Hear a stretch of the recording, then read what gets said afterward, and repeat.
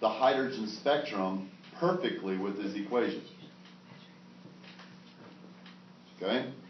So we should be able to go back and forth between these. Okay? Now, one of the ways that they do this in AP is a lot of times the energy is given in terms of kilojoules per mole. So when it's kilojoules per mole, so being able to convert this is joules per how much? What's this the energy of? I heard it somewhere. The photon release. It's a photon. Okay? That's the energy of the photon that's released when the electron goes from the third down to the second energy level in hydrogen atom. And so when it goes down, it gives off a burst of energy. The energy is always given off in the form of photons. That photon has that much energy, and then this wave nature, every energy has a specific wavelength and frequency. So that's joules per photon. So how could I, what would this energy be? So this is A, B. What is the energy in terms of kilojoules per mole? Over here. I'm over here. There's a red light blinking on your thing. Oh, that means the battery's out. Oh no. Wow. Hey, red light. It's 3.03 times 10 to the negative 19. Wow. So it's giving off a wavelength very similar to that. That's an energy very similar to that. Come on.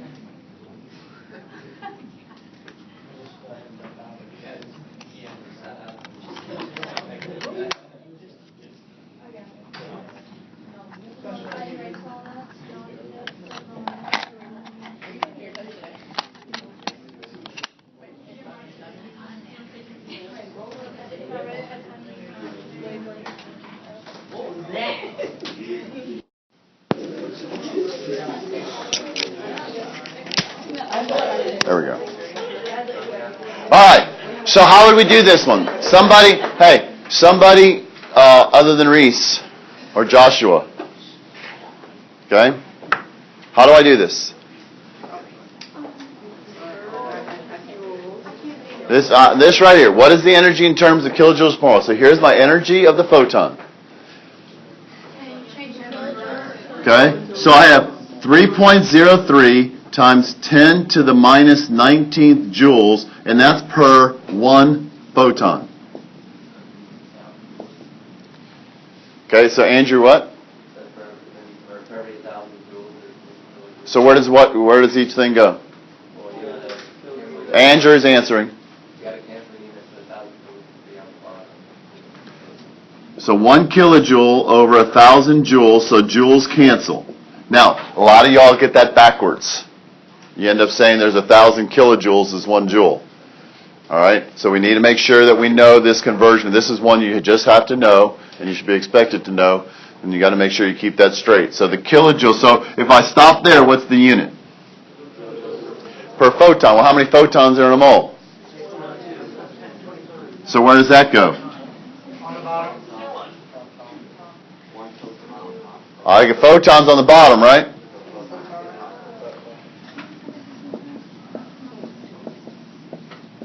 So it doesn't matter whether it's photons, electrons, atoms, molecules, ions. A mole is a mole.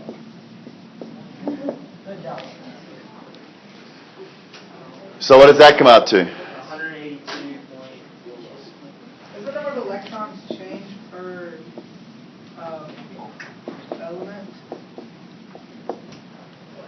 The number of electrons change per element? Yes. So This is each electron gives off 1 photon. Okay? So all light is in the energy of photons. All light is given off. All light is made by electrons transitioning from a lower to a higher using heat or electricity. And then they come back down on their own. And when they come back down, they give off energy in the form of light or some other EMR. And each energy, each transition corresponds to a specific, a quantized energy. And that energy is a specific photon, E. has a certain frequency and a certain wavelength that it's going to be traveling in. That's right. It's going up, and the only way you make things go up in energy is add heat or electricity. It's not going to go up on its own. So the two ways we make light is you heat something up, you do a chemical reaction that gives off enough heat to where the electrons in the air around it get excited and move up and come back down. Okay? Or we put electricity through it. Both of those, then the electron is absorbing a photon of energy, and now it has a higher potential energy, so now it wants to release it back, and it releases it in the form of a photon, which we perceive as light or some other form of EMR. Okay? So when we ask the question, what is fire? You sit and stare at a bonfire. I was at a friend's house Sunday night. Even though there's a burn ban, he had a little fire pit, and okay? And we were just sitting there staring at it. And he just made the comment, do you ever just stare down on the bottom of the fire and just... and that's all I could do is just to not get into this discussion, because they really don't care. Probably like y'all wouldn't really want to get into the discussion. But, so what is fire then?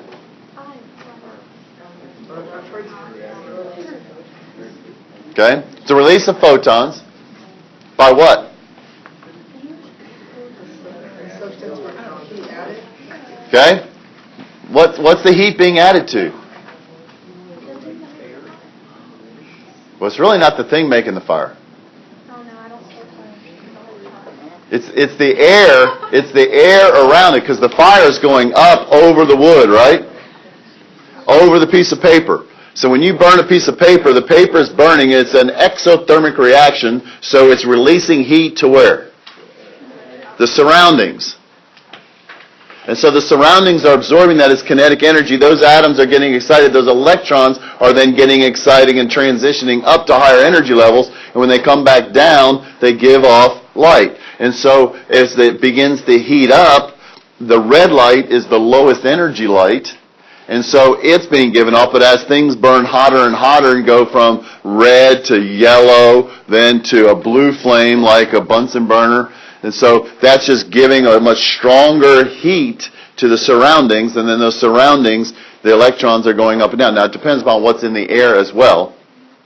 You can put different chemicals into a fire, like even fireworks, and when they burn, those electrons in the vaporized lithium, they're going to burn red. Okay, so those electrons are going up and coming back down, giving off red light, because they're being excited by the heat of the explosion. Okay, so the only two ways light is ever made is with heat and electricity, and fire is nothing more than the heat and then the resulting light of the electrons of the surroundings going up and down, giving off light. So that fire is just the heat from the chemical reaction and then the resulting electrons being excited going up and down in the air, giving off the light that we see. So next time you're at a bonfire staring into the light, you can just kind of be thinking about there's all kinds of electrons moving up and down right now. Space, ever like fire expand? In space, there is no fire. Okay, not in space, but like on the space shuttle, like something like a candle and like expand like that. Well, it's just there's not the gravity holding anything in, but it's not going to be much different, I don't think, in space. Now, but all the Star Wars movies, Anthony, all the Star Wars movies, there's no explosions. Because there's no oxygen for it to burn with. I mean, I think it's more of just a poof. Now, a nuclear reaction, you'd probably see some. That's what the sun is. I think their justification for that would be the oxygen inside the ship, so I don't know if that would be enough to make an explosion. Right. Anyway, okay. So, let's do one more.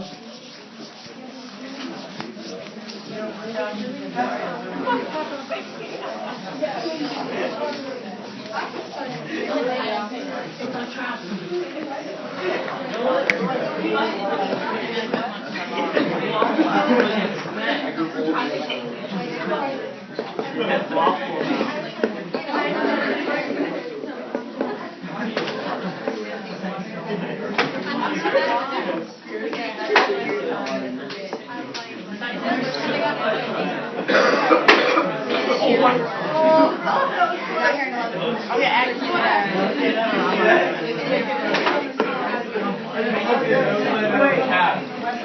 hey, y'all, race. Every time I turn around, you just start turning around and talking to somebody. Come on. We've got to stay under control. It's just the volume, just the minute I start writing something. You guys need to be writing this down as I am. Okay? What is the energy in kilojoules of green light with a wavelength of green is going to be somewhere, let's go pick 550 nanometers.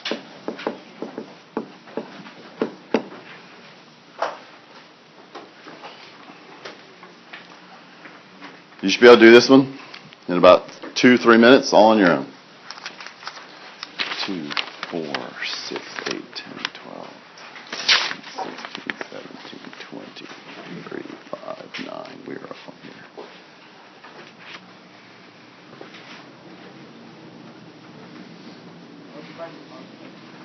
here. You're supposed to have written it down. It's written in the notes.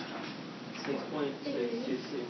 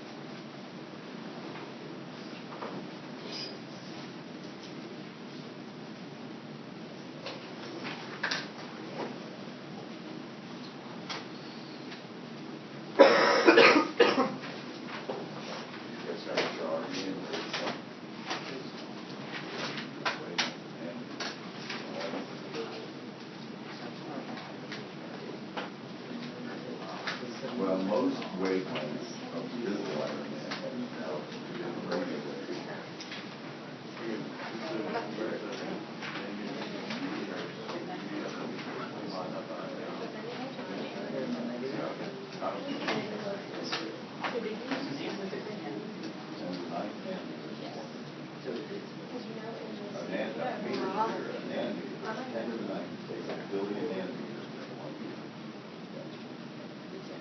nanometer is 1 billion.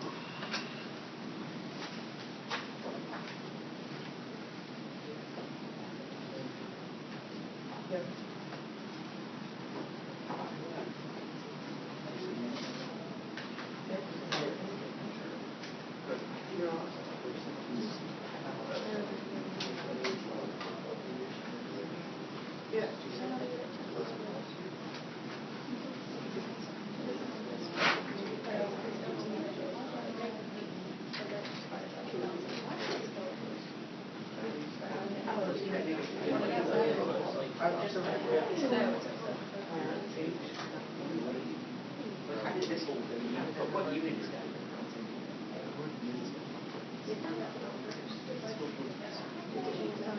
Yeah, I know.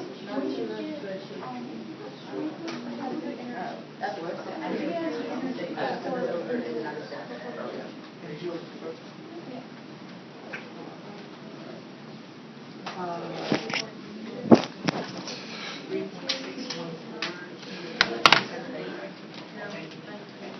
So what are we getting as the final answer? 217? 218? Okay. Now, one of the keys on this is making sure your units match up. So we always want to start with 550 nanometers. Okay? So we know that how many nanometers in a meter? 10 to the 19. So notice it's always going to come out in visible light 10 to the minus 7th meters. That's about the magnitude it's always going to be. It's always going to be 10 to the minus 7th. When we see on there that visible light is from 410 nanometers to 760 nanometers, okay? So it's always in the 100s. It's in this 10 to the 2 order of magnitude in terms of nanometers. So it's always going to be on the order of 10 to the minus 7th nanometers. So you just kind of always know that you can just kind of maybe do that in your head, just always just kind of convert it. Now, if you get into something out of the visible light spectrum, that's going to change. And we'll do one just like that just here in a second. So now I have 550, or 5.5 times 10 to the minus 7th meters. What do I need to do? What do I need to find? E is equal to hc over lambda, so it's going to equal 6.626 times 10 to the minus 34th joules seconds times the speed of light, 3.00 times 10 to the 8th meters per second, divided by my wavelength. And this is why it has to be here. And this is why it's worth it to take the milliseconds to put the units. So then you know that it's matching up or not matching up. Because if you put nanometers in here and meters, there's not going to cancel. Okay? It doesn't take that much more energy or time to write those units in. So the wavelength is 5.50 times 10 to the minus 7th meters. So now meters cancel, seconds cancel, leaving me with what unit? Joules. And that's per, and you just have to, it's an understood per 1 photon. And what does that number come out to?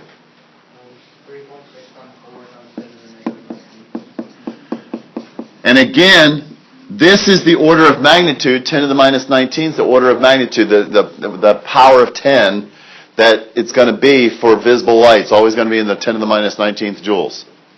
Now, X-rays are going to be much higher than that, so it's going to be 10 to the minus 18th, 10 to the minus 17th. Okay. Radio waves are going to be less than that, and so it might be 10 to the minus 20th. As a matter of fact, a microwave is less energy than a light wave, yet it still cooks our food. So, what do I have to do then to get this to kilojoules per mole? So you're going to say 1 kilojoule over 1,000 joules. And then you're going to say 6.02 times 10 to the 23rd photons in 1 mole. And this is joules per photon. 218 kilojoules per mole.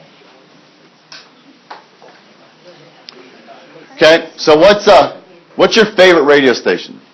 97.3, 103.9? I mean 103.7? Okay.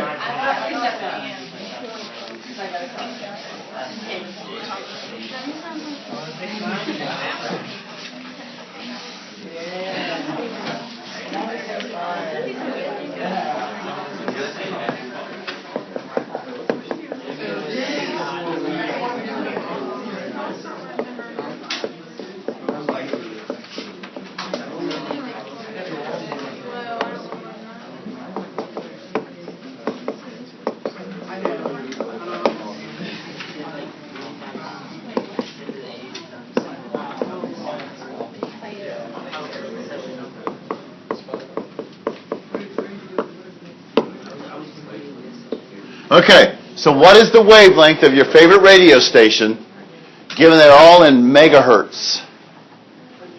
What's a megahertz? It's the frequency, but how many hertz is it going to be? A million. Okay? So it's 10 to the 6th. So if you're at 97.3 megahertz, that's really 97.3 million hertz.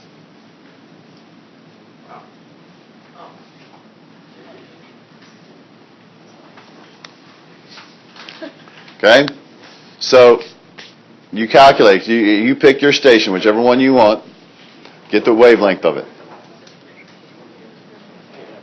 But they're all FM stations are megahertz. So, megahertz is 10 to the 6th. I am not sure, it's a frequency modulated versus amplitude modulated, but I'm not sure what the frequency of AM, if it's... There's a million hertz. Yes.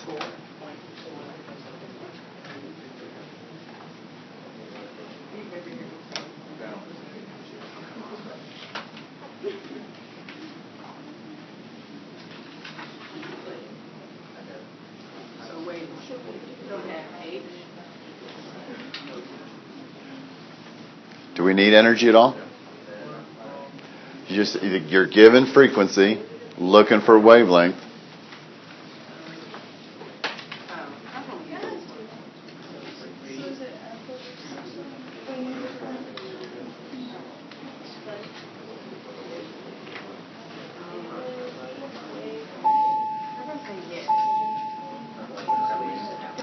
What? Frequency. We do have that.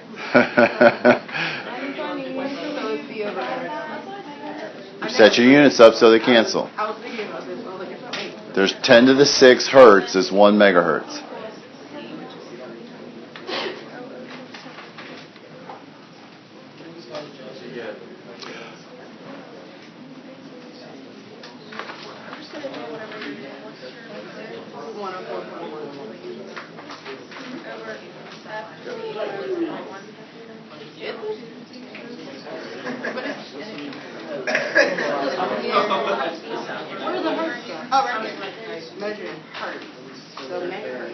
There's 10 to the 6th hertz in 1 megahertz. 10 to the 6 hertz. So a million hertz is equal to 1 megahertz.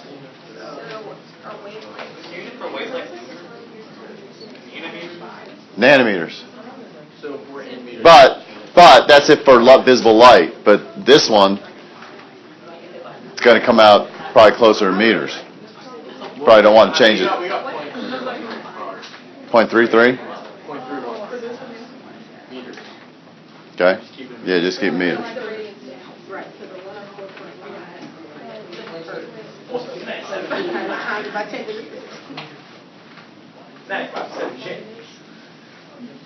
Right? Yes. Don't look at me. Just look away.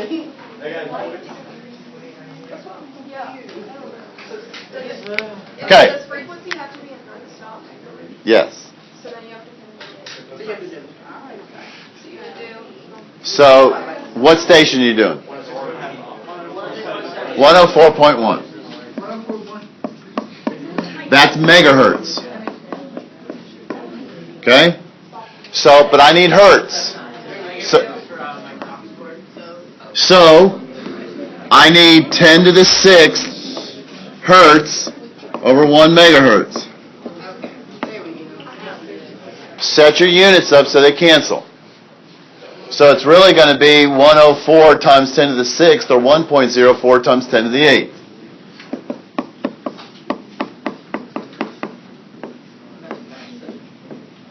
Now, just to find wavelength, what's the equation?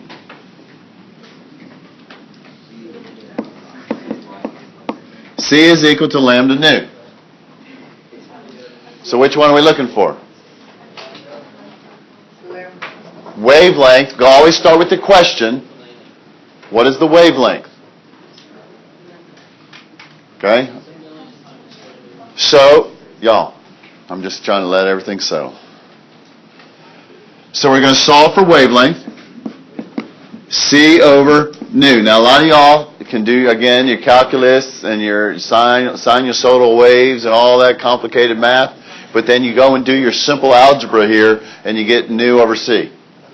Okay? So make sure that you just do the algebra right. It's not even considered algebra, I don't think. 3.00 times 10 to the 8th meters per second divided by 1.041 times 10 to the 8th per seconds. So this comes out to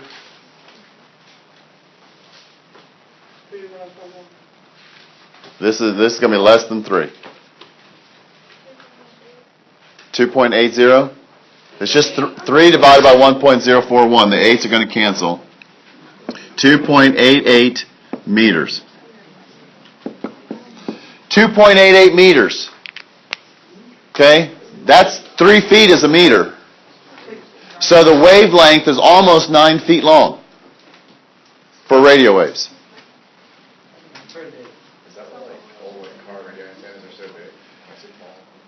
I think that's just to kind of get better reception, a longer reception. So radio waves are very, very, very long. Okay? Now, here's another question for you. How can you, because you guys had the numbers reversed. No, we just had our, we wrote our scientific notation. Why, when you're cooking your popcorn in the microwave, why can the light get out? If microwaves and light are both electromagnetic radiation, why can the light get out, but the microwave's not?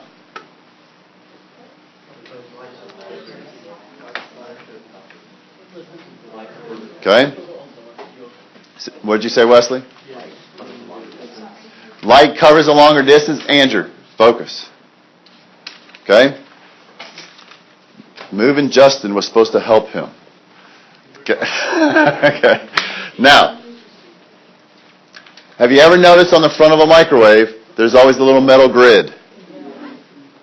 All right? The holes on that are purposely designed because they're small, they're big enough to where the light with its very small 550 nanometer, whatever the light's wavelength is, they can fit through that opening. But a microwave is a much longer wavelength.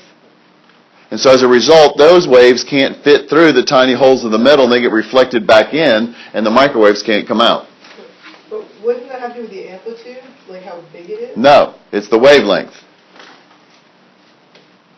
Okay? It is, but it's still going to be, it doesn't fit through the opening because they're too long. Okay? So it's the fact that, that it's going to reflect that the tiny opening, the short wavelength is able to get through it, but the long wavelengths can't. Okay? They are, but it's the distance between the crest and how the not being able to get through, and they reflect back off the little metal opening. Okay?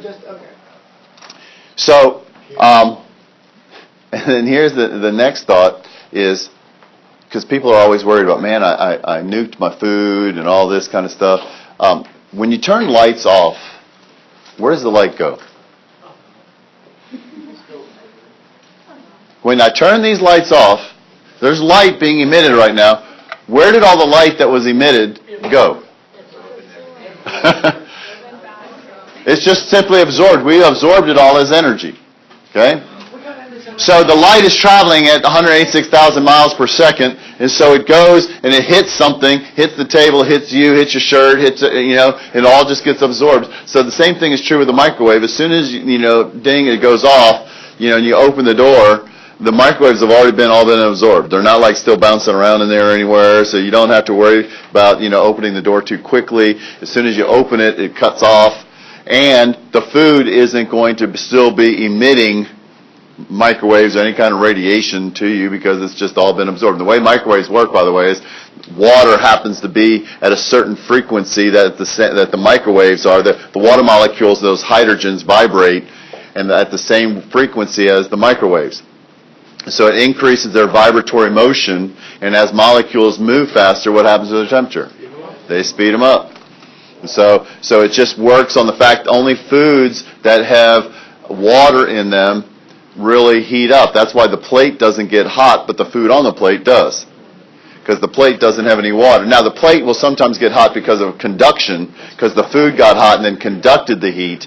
But if you just put a plate into the microwave, it's not going to get hot. Okay? That's why, again, the coffee cup, the handle's not getting hot.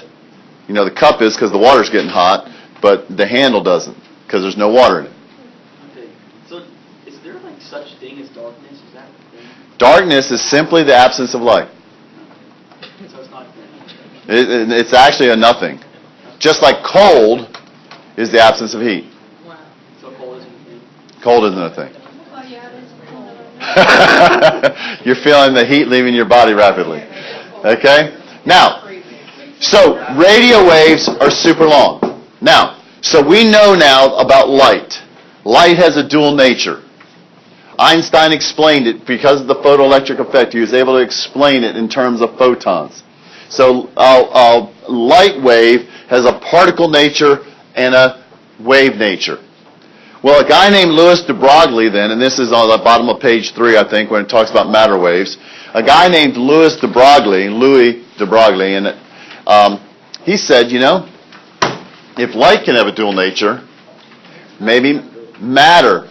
It's matter waves. Bottom of page 3. Okay? And he was able then to calculate the wavelength of any particle in motion. And the equation is a pretty simple equation. Someone read it to me. Is the wavelength is equal to h over mv, where h is still Planck's constant, m is the mass of the particle, and v is its velocity. This is not the Greek letter nu. This is a v for velocity. So any particle in motion has a wavelength. So when I'm playing tennis, and I'm hitting my 100-mile-an-hour serve down the tee, okay, that tennis ball actually has a wave characteristic to it. It is traveling in a wave pattern. It has a wavelength. Not just the spin that's on the ball making it curve, but the actual has what we call a matter wave. It has a wavelength. Now, when you plug in h, the mass of the tennis ball, and the speed of the tennis ball, the wavelength comes out on the order of 10 to the minus 29th. Undetectable. Too small to even make to even measure. Nothing can measure it. So large objects traveling at very sub-speed of light speeds, the wave nature of them is very minuscule, insignificant. And so again, it's very much a particle. So we see the particle part of it. But as the particles get smaller, and smaller and smaller, and they travel at a faster and faster rate. Now remember, this is 10 to the minus 34th. So these numbers have to get very tiny in order for the wavelength to get measurable. But it's not until you get down to the size of an electron, traveling near the speed of light around the nucleus, then the wavelength gets to be significant. And it turns out that the wavelength of the electron is about the diameter of an atom. So it's thought then that the electron is in what we call a standing wave pattern around the nucleus. And that's what Schrodinger did. He was inspired to do during his tryst at the resort with his mistress, was treat the electron like a wave. You get to hold this. Look at it. Okay, right there, that's good. Hold that part. Okay? I'm over here.